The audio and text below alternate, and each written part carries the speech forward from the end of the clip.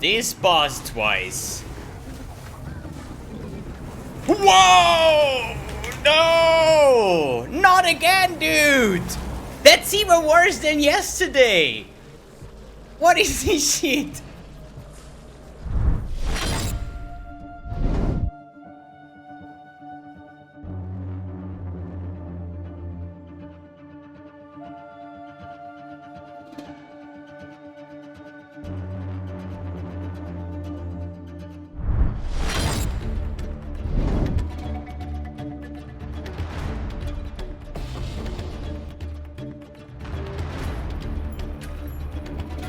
That's a nice worm small, dude. Gambling number 3, Awakener 7 down. Let's go. Easy mirror tier gloves. You guys ready?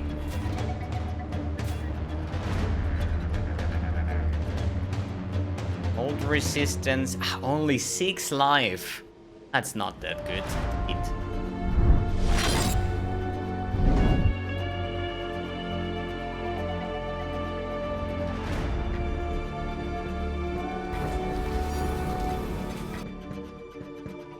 Easy delve, dude. Exile number 4. Hey guys, and welcome to a new video. So today, update number 5, as far as I remember. Let me check. Looking for Hall of Grandmasters carry. No, usually I always post my the day like stream announcement and stuff in my feed basically. But I think it's day 5.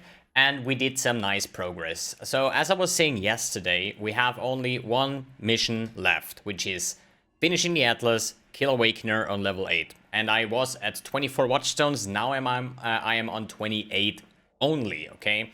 The reason for that is I just wanted to make it a little bit more chill today. We streamed like 8 or 9 hours, 9 hours probably. Yesterday was like 12 or 13 hours, and I'm just trying to get some kind of sleeping schedule back or something because we're almost done with the league. So technically I would be able to finish it tonight, but I was like, what for? Let's just chill a little bit and finish the rest tomorrow. So what I have done is basically going to 146, so there's basically 8 maps of the completion, which is just some minor maps over here, and then basically the last 2 Watchstones. 2 I spawned already, and then 2 I will also have in those 2 regions.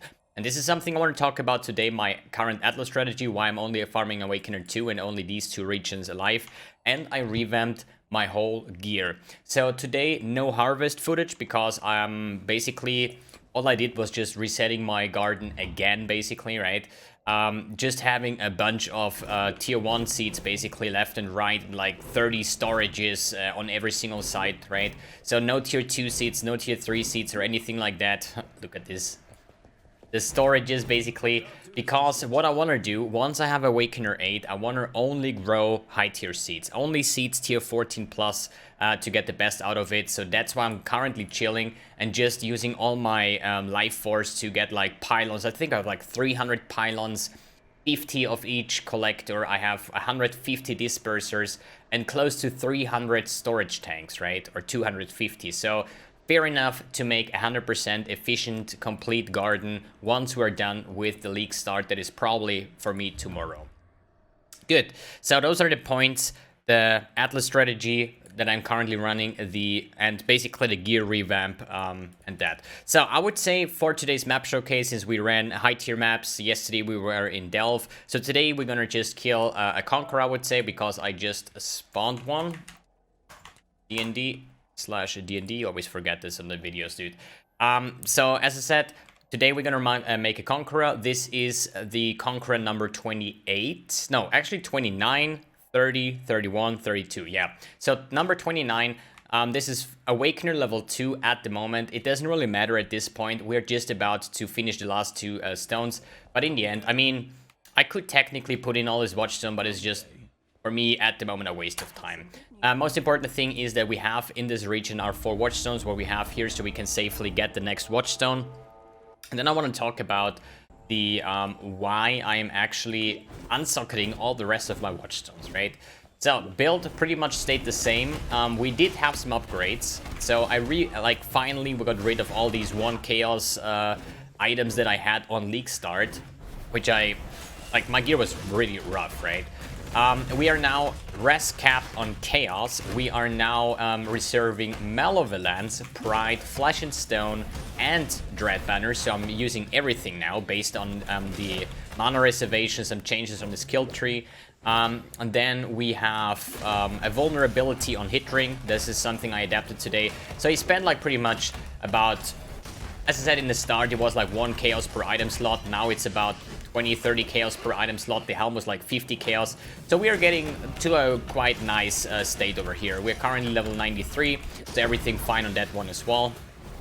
And I don't like, after this gear revamp that I've done today, I don't think that I will have any problems killing the Awakener 8 tomorrow, because Awakener 7 was okay, I would say. We still lack a bit of DPS. We currently run around, I would say, 1.2 million shape per DPS. So a little bit more than we had yesterday. Yesterday we were like 2 million, but therefore we are now Chaos Res capped and also have a little bit more life, which is not really mandatory. I think 5.4 yesterday, 5.6 today, so that might actually be just a level up and 1 more life node on the tree, and that's about it. So nothing too crazy over here. So where is the boss? Should be here. So let's get the totems down. But do you need to be Chaos Res capped? No, you don't. But I would still say it's a quality of life. Like, as an occultist, I would definitely recommend going Chaos Res capped, because you get like 60 Chaos Res on a tree, which is super nice and easy, right? But on other characters, like melee characters and so on, you kind of need a lot of resistance. Good, that one is killed, so let's kill the Hunter. I mean, we get an Exalted Orb, but I think you can only get those on Awakener. I'm not even sure. But since we are now Chaos Res camped, this boss shouldn't be any big deal. Hopefully, actually. So we just keep on spamming our, what's it called, Puncture. Main reason for that is simple. The highest bleed will always count, right? So, and there he is dead. Like, just dying from the poison. Super easy. So, good. The next Watchstone. Onto the list. But as you saw, absolutely no problem at all. So, what I was saying at the past, yeah. So we are permanently shooting our Puncture. I know I'm not having Crimson Dance, right? And this is something I want to mention this time around as well, because I get this question so often. Why not Crimson Dance, right? So basically what you're comparing is 210% single target and 100% clearing versus the 280% single target and 50% clearing. Clearing. So this is Crimson Dance. So, good. What do I mean with that? So we know Crimson Dance bleed can stack up 8 times, but you deal 50% less damage with bleeding. So basically, which is the fact that we deal 4 times the damage, right? Usually, bleed damage is 70% basically on your hit, right? If the target is moving, it gets up to 210%. So you deal like 3 times more damage when the target is moving. With Crimson Dance, this is disabled, okay? Your bleeding does not deal extra damage while the enemy is moving, but it can stack up 8 times. So if you take 8 times 70, should be 280. Don't let me lie. 70 times 8. No, wait. What am I doing? Divided by 2.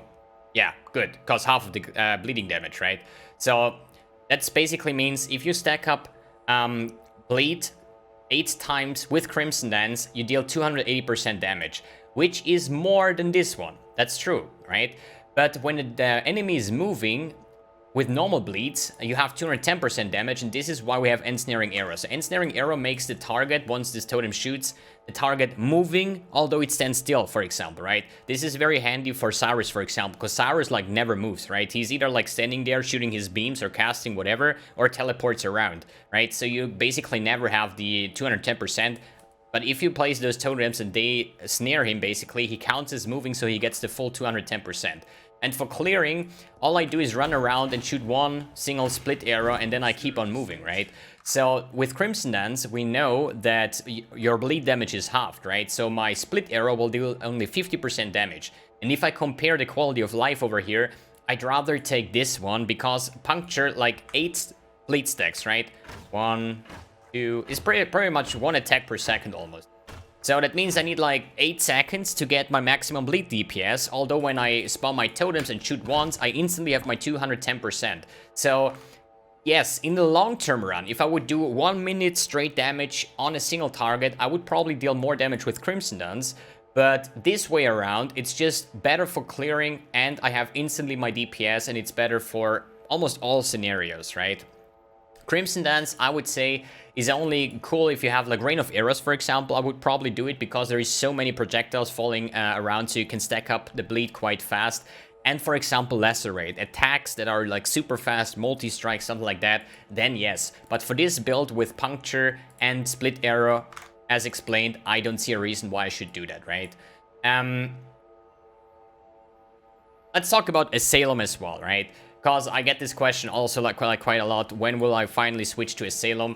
I don't like Asylum, okay? I know people will comment now, oh wait, CGD has done a video one-shotting bosses and whatnot, right? That is true. Asylum gives hilariously DPS, but then you need to focus on attack speed. And I can safely say that because last league I did play with the Asylum helmet and it felt super clunky. Because you need to channel it, okay? So you need to channel 3 seconds and then you shoot. And what if the boss is like dodging or blocking or you miss the arrow, you're dealing no damage. When I do like this, instantly 200% or 210% bleed damage, maximum bleed DPS from the first arrow basically, right? Crimson Dance, charging up. Oh, I missed, shit. Charging up, 6 seconds gone, I have done 0 DPS, right? So, in theory, the Asylum Helm is insane from the damage output if you hit the arrow and if you have time to channel. But I think if I would play with Asylum, I would probably not go with the Citadel bow, I would rather play with a Thicket bow because it has like the highest attack speed. So the more attack speed you have, the more you basically... what do you say, channel this thing, right? And back to Sigurd's video, I'm not like being completely honest here, right? Yes, I know, it is insane, I tested it myself. Once you get the arrow off and the 100% bleed modifier is on the Asylum shot, because this is also like only 60% chance, then you one-shot bosses. It is like that. You have like 15 million DPS or so, it's insane. But Sigurd doesn't show, for example, these 10 times on bosses where he misses the arrow, for example, or doesn't get the bleed modifier, or the boss like dodges his attack or evades or something, right? Then it feels like super clunky, because you always have to reload this one, right? Good. So, let's talk about first about the Atlas strategy, then the gear revamp, and then what we're gonna plan for tomorrow, basically. So, what have I done here, basically? As I explained in other videos, you can only drop maps, not mentioning the, what is it called, league mechanics, that can always drop any kind of map, it seems like.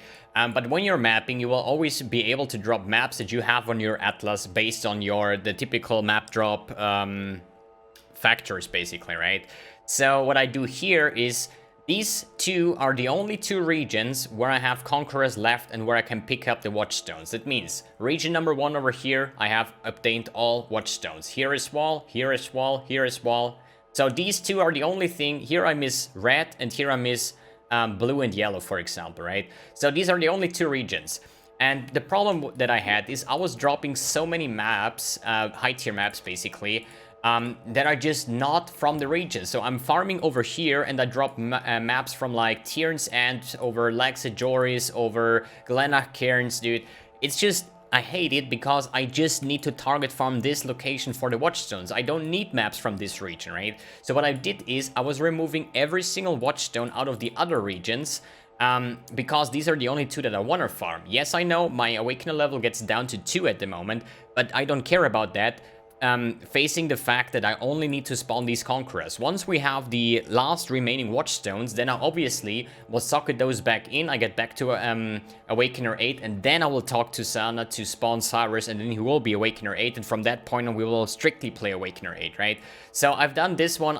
I bought 5 maps out of Valdos Rest or Lyra Arthane or something like that, right? And now all of a sudden I have like, I think like 15 maps already that are strictly only left or right side area. So it will be no problem. Today I spawned like this. We just killed the poison dude. Now I will kill Drox. And then I will start spawning Lyra and Valder again for the remaining 2. And once we're done with that, we're just gonna socket this one in, right? So that's the reason why I unsocket all other regions here. Because when I'm farming like tier 14 maps, there is no way I'm going to drop an Ashen Wood tier 2, for example, right? So, but it will most likely drop any other tier 14, 15, or 16 map, and then it checks my atlas. Oh, what is your remaining tier 14? Oh, you can be able to drop Primordial Pool. You can get like, I don't know, what other tier 14 map we have here? I don't know, Crimson Temple, Ancient City map, for example. But you get the idea why I'm doing that, right? Good.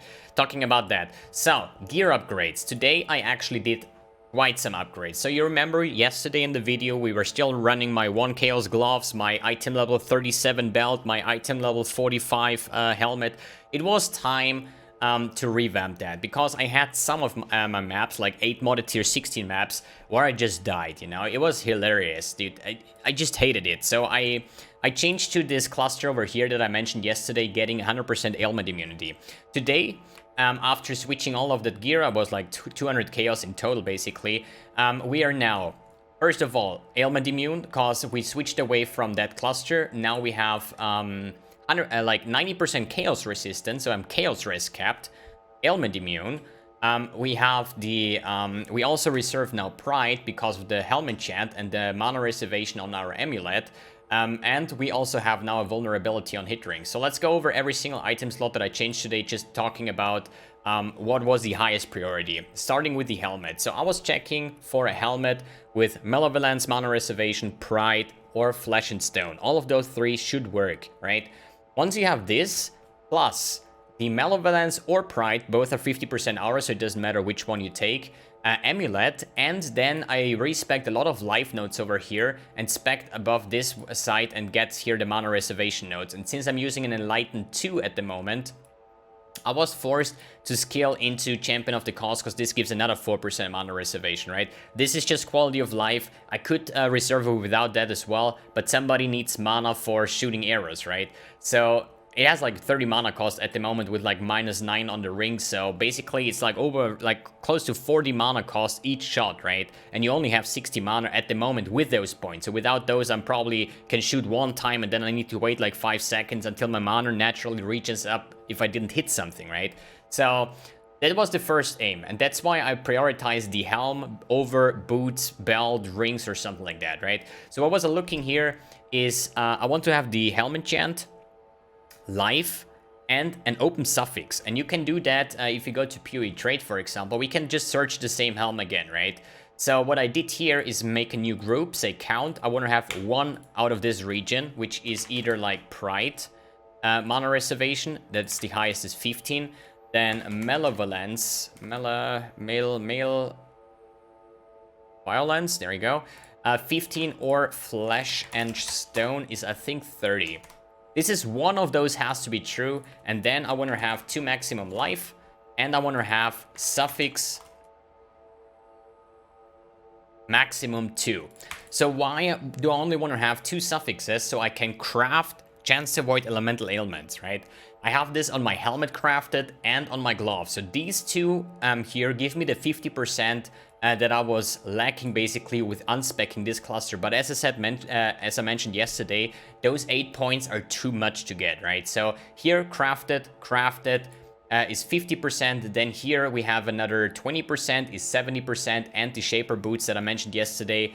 And we are back to 100% ailment immunity, saving up the 8 points, and then I can get more life. Or as I said, today we switched to like mana reservation, for example. Good, so if we're gonna go back to our search, this is what you can do. Let's see what it shows up. 3 items, 3 chaos. This is heavily underpriced. You could definitely instantly buy that. 30 chaos, this one is unlisted, right? So, I don't know why this is actually 3 chaos. It's Pride, mana reservation, has life on it, and an open suffix. So, one of you guys will be the lucky guy buying this one for 3 chaos, I guess. Because I'm not flipping that shit. Don't worry about it. So, good. But as you know, as you saw how I got this helm, I bought it for 49 chaos, and obviously this one is way better, 90 life, 30 fire resistance, and this one has like 50 and 18. But for the start, this will be, I would instantly buy that if I wouldn't have this helm already. Good, next item of choice was the amulet. Since I know I have now the helm enchant, I will now go for the amulet, and this is either Pride or the Malevolence mana reservation. I bought this one today for 20 chaos, and I anointed Cleansed Thoughts, but I'm gonna go over this one a little bit later when we go to Chaos Resistance. So this one, Reservation, Mana Reservation Enchant, plus the Reservation notes over here, and then Enlighten level 2 at the moment, will make it that you can reserve all 4 auras over here. Good, next item was the gloves, pretty much the same, life, resistance, and an open suffix to craft the other 25% ailment immunity from our bench. Then we have... The next step was, I think, the ring. I just want to have like a ring with like life, resistance, vulnerability on hit, right? And I got this one for, I think that was super cheap. Or 30 chaos or so, which is okay, I would say. We have 50 crafted life, we have vulnerability, we have a bunch of lightning resistance. Nothing to worry about, right? Then I went for the belt. Actually, those two were the last pieces, because then I checked my resistance, and I was like, hey, I'm res kept on fire, I'm res kept on lightning, the only thing I need is cold res, and I have like a ring and the belt open, so technically I could go for chaos res kept. So how the hell did I got 90? And this is where this anointment comes in, Cleansed Thoughts. This is an anoint only, this will only show in Path of Building here, and it needs 1 cleanse, 1 azure, and 1 golden oil, and it says your chaos resistance is doubled. Be careful with that. If you have negative 10 chaos resistance, it will be negative 20 afterwards. So after not using that one, if I would remove that, I'm actually only at like 45 chaos resistance. But since I have this cleansed thing, I have 90 chaos resistance. Good? Fine. That's explained. Later on, if I have better items, like more chaos resistance and those 2 items, this one was like 5 chaos, super cheap. This one with 30 chaos, open prefix, with channeling mana cost. Has only 3 life, sadly, tier 8, but I'm waiting for my garden to have like remove life modifier, add life modifier, and I hope to reroll that to anything like 60 life or something, and then this ring will be actually pretty cool. So yeah, cold resistance on belt, cold resistance and chaos on the ring, as well as chaos on over here. And then I saw, hey, I have more than 40 or 37 or something. If I go Cleansed Thoughts, then I can actually have chaos res kept as well. Good, so we are ailment immune, we talked about that, chaos resistance, we talked about the mana reservation, and other than that, I fixed my flasks, finally, after so long. We have now a bleed immunity flask, an instant life flask, a cinder swallow urn with movement speed, bought like this one for 1 exalt. Then I have a quartz flask with poison immunity, and a basalt flask with curse immunity, and the quicksilver flask of adrenaline. This is pretty cheap today. I bought it for 45 chaos because I know this next week this is going to be 1 or 2 exalts. Double perfect rolled. Quicksilver flask of adrenaline is quite expensive. So you might wonder, why no freeze immunity? Why no shock immunity? Why do you take poison and curses? I mean, if you think about it, we are ailment immune. We're immune to freeze, shock, ignite. Okay, I don't need an ignite flask, I don't need a freeze flask, I can open the strong boxes without worrying about getting frozen. So the only thing that's left is curse immunity and poison immunity, and I'm like, you kind of get the idea, right? So this is why the ailment immunity is such a big thing, actually. So I don't have to craft cannot be frozen on my boots, for example. It's just so much quality of life. I can step on the shock ground in the map and nothing will happen, basically, right? Good. Anything else that I have changed? Not really too much. Added some cluster jewels here, or at least like normal jewels, life, damage over, fist damage over time multiplier, and that was missing some dexterity, so I had to take these ones. And I think I have the same one over here as well, with like stats, fist damage over time, and life. Good. Then I fulfill this whole cluster, because these give also 4 chaos resistance, and here on the bottom these give also chance to avoid elemental ailments. And that's pretty much it. Bow is the same, quiver is the same, the rest, chest is the same still, and the rest we just talked about. Good. I would say that's it for... Wait. They released new stash tabs. This is something I actually wanted to add here. I just need to buy some points.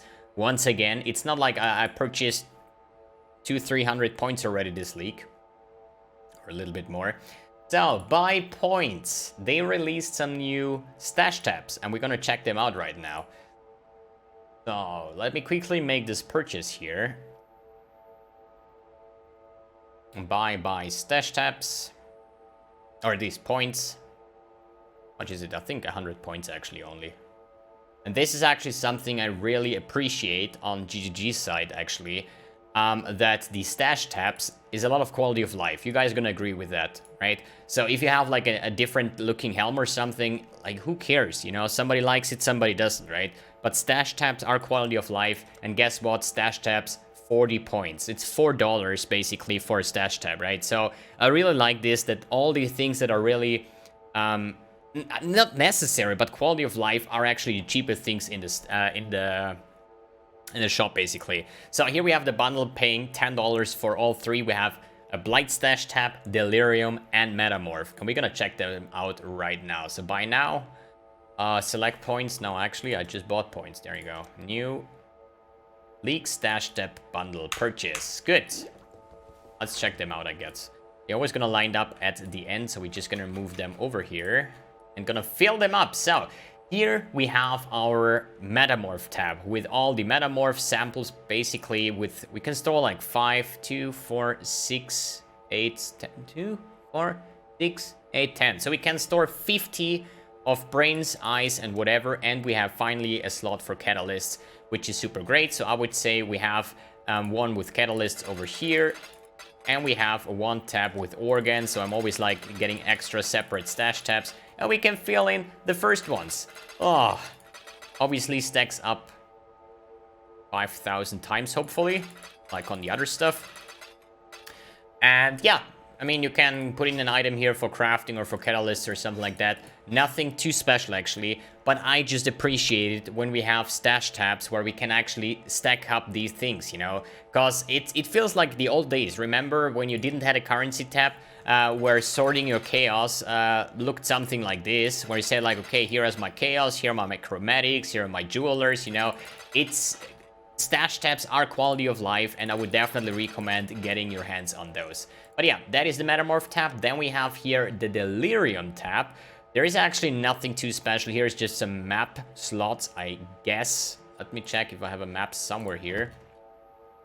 Yeah, you can put maps into here. Then we have our splinters and our, where do I have it? Delirium orbs, only one yet. But there you go. It's not hard to make those stash tabs, but they are quality of life to sort them out. Is it necessary? Maybe not on Delirium, because, I mean, those splinters stack up in this tab over here. And having your Delirium, it's not like you're gonna have hundreds of Delirium's orbs if you're solo playing like I do, right? So, still, like, I am a fan of those stash tabs, and I would like to have all of those, because all I do in the league start, I have here my special stash tabs, right? Divination, fragments, whatever. And then I have one tab for quality gems, I have a map prep, my loots tab, my maps tab, I have flasks, organs, catalysts, Delirium orbs, prophecies. I have like a stash tab for everything that I sell or need quite often, right? And things like that just make it look cooler, look better, and quality of life again. Not necessary though. And then we have the Blight map. Oh, wait, here's another spot for just for Blight maps. Finally, hello, Blight maps. And our oils are somewhere here. That's the thing, you have like 10 stacks over here, but that's why you want to have those stash tabs to stack them up, right? So, let me fill those up. Oh, it's just... Can you like enable normal maps into here? No. This item cannot be anointed. But finally, I mean, what is this? Upgrade? Click on this button and then click oils to upgrade them. Oh, every click is one time, and probably shift clicking, control clicking, alt clicking. No, that doesn't work. No, wait, right click probably. No. So every time you click on that, it's basically upgrading one time. Is it necessary? I don't know. I mean, quality of life again, if usually you have to pick them up and then just vendor them. But this way around, you can just like click on it once and just upgrade them one by one. We can do that right now. And yes, I'm not upgrading this because OCD wise, I just want to have every slot filled up. I know I can upgrade this, but we're just gonna keep it like that, right? Here two more, this we're gonna keep. Here one more, and we're down to the black oils. And this is something I like, the map stash tab. Sadly, they are not grouped up. I mean, in one hand, yes, in one hand, no, because there is a lot of these blighted maps, basically, right? But it's still, you have something over here, you can just move them probably somewhere. If we're gonna use one of those, can we just take this one over here, I guess? And you have a crafting table as well and see what you're actually getting. Yeah. Nothing too special. It's not even rocket science to make those stash tabs. And it's definitely worth quality of life wise. And I really appreciate it. And I will definitely recommend and use them myself. Alright guys, now it's done. Thanks for tuning in. Thanks for watching. And see you tomorrow.